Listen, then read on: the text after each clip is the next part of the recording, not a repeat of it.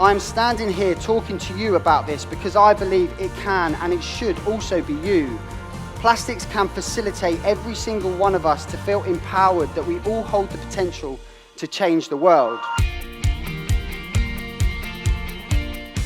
I feel extremely passionate around sustainability and specifically plastics in the conversation around sustainability. For me personally and professionally, I think we need to approach it at a population level where we can educate, inspire and empower people to feel part of the conversation and be integrated in this conversation around sustainability.